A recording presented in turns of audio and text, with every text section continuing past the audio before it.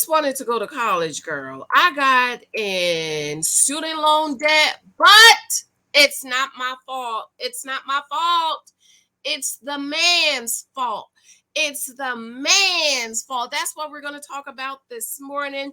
Good morning, growing, building, creating generational wealth. It's been a while since I've seen you, but I'm working my schedule out so I can spend some more time over here with you. And so this morning I read an article, and basically the young man says, it's not my fault.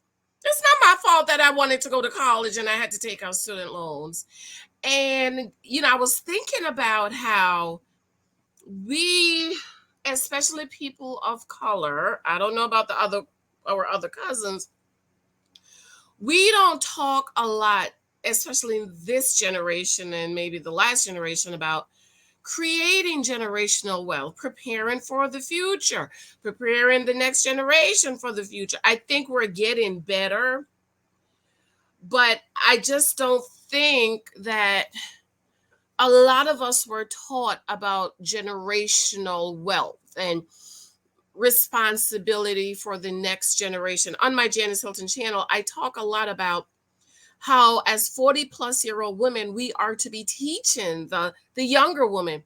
But what do you see? You see the 40-year-old woman like myself, I'm 44, is trying to act like, be like, and behave like the 20-year-olds. And I have a 27-year-old daughter. I had her at 16. And it's at what point do we sit down and say, wait a minute, I have a responsibility to the next generation. I don't think that's being taught. I know that is taught in our Jewish brothers and sisters household because it's a part of the Torah, the Bible, teaching the next generation, laying up generational wealth. I know for sure that they are taught that, but especially as people of color, that's not something we're taught. And so over here at Growing Generational Wealth, building generational wealth, creating generational wealth, I want to keep on using those words because you might have to create it, okay? Create another stream of income. You might have to build it with your hands. What do I need to do to build it? Grow it. Then you need to grow the generational wealth. I want us to start thinking about those words and thinking about the next generation and preparing the next generation for college, for transference of wealth and knowledge and understanding, and yes, money. I want to thank you for your love and support. Those of you that's been hanging with me, we're going to be growing this channel this summer. I really appreciate your love and support. Those of you who have picked up my books, but you know what I said, girl, if you are in debt, don't you buy a book. If you ain't got no money, baby, if you're about to use your credit card, but you're not going to pay it off at the end of the month, because I do use my credit card for points, okay? But I pay it off at the end of the month, don't you buy a book. So be sure to subscribe, share this out. There's a lot of stuff been going on with the stock market. I've been spending time finalizing another book, so I haven't been really paying attention, but I know what's going on. These are some topics I would love for us to talk about and just sow a seed in our mind about growing generational wealth. And this is from Debt Free Music Teacher at Debt Free Music Teacher. He says, some of us wanted out of our family cycle so bad we didn't care about the student loans. Okay. So then he goes on to say, let me read it on my phone because that's a little tiny all the way over there on my camera. And I read this and I thought to myself, I said, well, that's your mama's fault. Ain't nobody's fault but you and your mama and your daddy. Okay, we can't keep on blaming people. Here we go. It says, Debt Free Music Teacher. Man, they say us coming in the early 2000s. My dad worked for himself and my mom was and still is a bartender. I knew from a very early age I wanted neither of those lifestyles. So that's good, right? That's good from an early age. He knew he did not want those lifestyle. And what has the Bible said for us to do? What? Teach our children in the way they should go. So it shouldn't be at 18, mamas and daddies and aunties and uncles and guardians, you're going to be talking about your kids, what you want to do. No.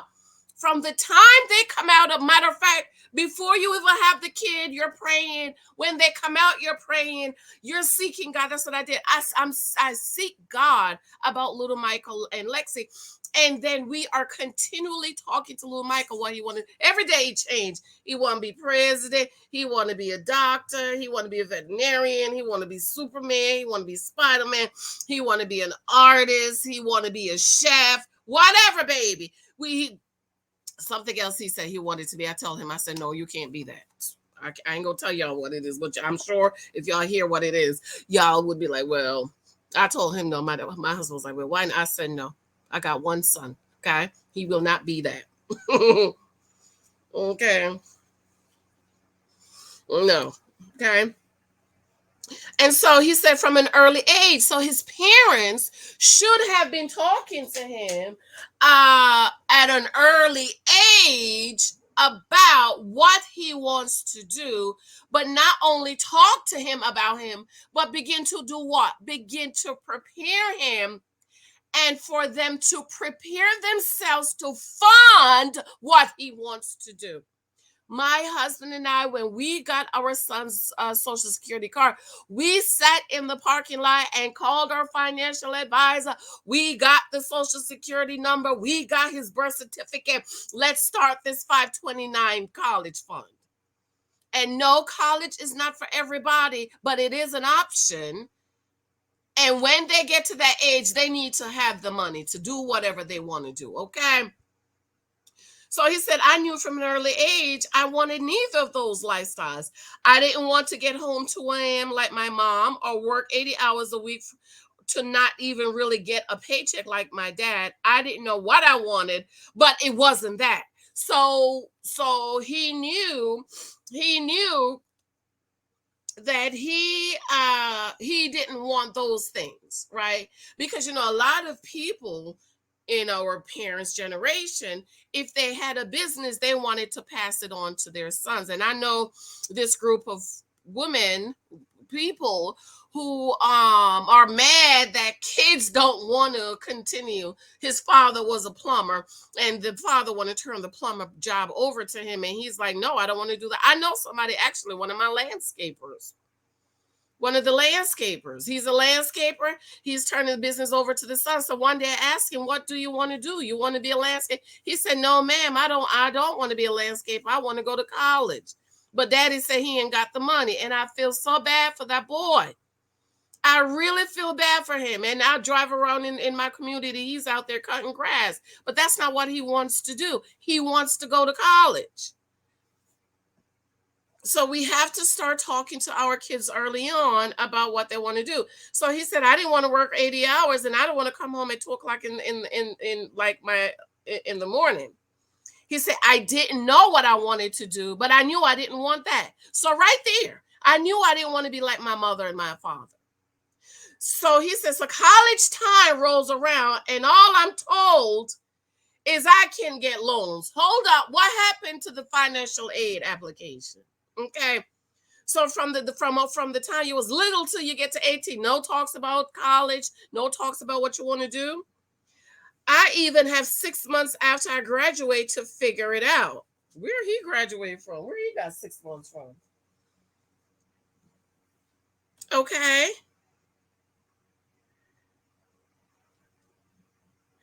Uh 6 months before I graduate to figure out. Also, guess what? I can ask for a little extra so I have some money to live off of. I was a music major, taking over 20 credits most semester with performances and rehearsal. Most weekends, I work, but not enough to cover all my bills. So you're saying someone can help me out with that. Cool. Now, music people, you don't just turn 15 and want to be a music teacher, right? That's something that's in you from a very, very, very, very long time. And this is why it's important for us to expose our kids to all of those. My daughter was, her whole time in school, she did music, drum, ballet, dancing, you name it. She even have a drum set. She does it. And because of COVID, we haven't done much with our little boy, but I told him September, we're going to start exposing him to all of those things. This is my daughter on her drum set. Okay. That's the book I wrote for her. So, you don't just 18 and, I want to be a music teacher. No, that's something that's in you. Okay. I didn't know what I was doing. I didn't know what I was doing. My parents truly had no clue. Apparently, they didn't. I wanted stability in my life, and I was willing to get it at almost any cost. So the mama and the daddy didn't give them enough stability. I know, sorry, y'all. Let me put this back up here. I know everyone has their own opinions on canceling student loans, but man, were people like me taken advantage of?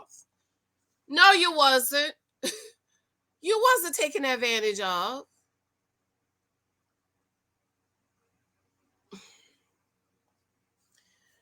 We were put in an impossible situation all during a recession, a pandemic, inflation, and I could keep going. All because I wanted to be an effing teacher, a teacher, not a doctor or lawyer, where I'd at least make enough comfortable pay the loans back. I don't know, but this isn't it.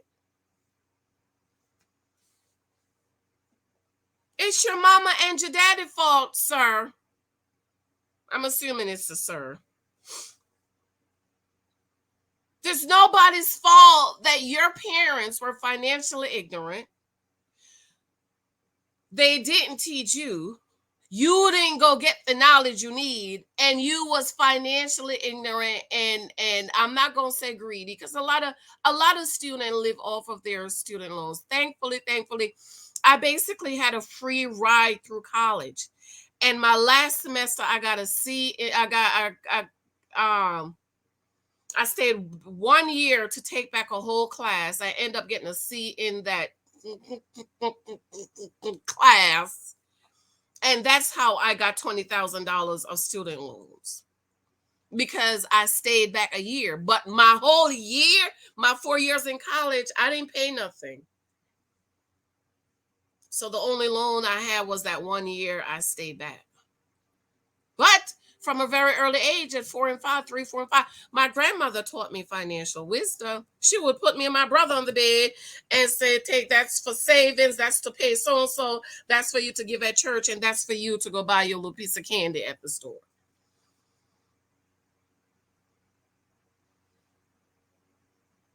And so after school, I paid off my student loans. I paid my student loans. If I paid my student loans, y'all need to pay y'all's too. I'm sorry. I paid mine. And I think my first year, maybe my first year and a half of getting married, my husband was like, just put all your money towards your student loans. And I was able to pay off the rest. It wasn't a lot that was left, but I was doing a lot. Hold on, that's my hoodie. He's out. Okay.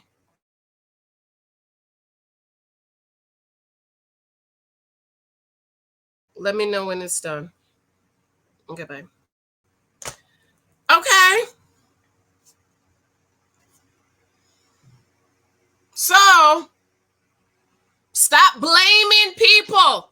It's not the banks and Merrill Lynch and whoever, the student loans people who have financial sense that's taking advantage of you because you don't have any financial sense. You haven't read a book. You haven't sit your hips down.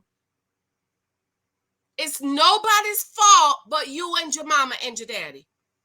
That's where the blame rests, right there. Your mama, your daddy. Because you know what? I've been on my own since I was 16. And when they came and said, Miss Hilton, you could get an extra $20,000 loan on your student information, I told them no, because that's a loan. I'm going to have to pay that back. And if I didn't stay back a whole year in college, I wouldn't have had any loan. The only money I had to pay back was that extra year I stayed in school at Rutgers. it might have been 25,000. I don't remember. It might have been 25,000 because I remember my God, he gave me 5,000 to pay to get it under 20 or something like that. So no, no, sir, no, ma'am. It's nobody, it's you and your parents. That's where the blame ends, not the people who have the financial sense. And so those of you who is in student loans, you need to be teaching your kids, but you also need to prepare them. I am shocked at the number of people, the kids get 18 and they talk about, I don't know what I'm going to do. You had 18 years. You had 18 years to prepare. And even if you can't pay for a whole college education, you need to at least have $100,000 to say, baby, here's at least I can get you about 2 years of education, something. And some people are eligible for financial aid. But to blame the people who got the financial sense because you don't have the financial sense and you took out all this extra money. I read another thing yesterday, and I'll probably read it up here when I have time. Have $70,000 in student loan debt, but guess what the dum-dums went to do? They both have $40,000 cars at 12% interest rate. You have $70,000 in student loans, and what did you do? You two dum-dums went and took out $40,000 cars each at 12%. And then you're going to blame the man. You want college. You want financial debt, college debt to be canceled. But you got $80,000 to drive around at 12% interest rate. I have to go, y'all. I love you. I love you. Let me know what you think about this. And what are you doing to help your generation? Share this out if you can. Bye. Love you. Bye. Thank you. Be sure to subscribe.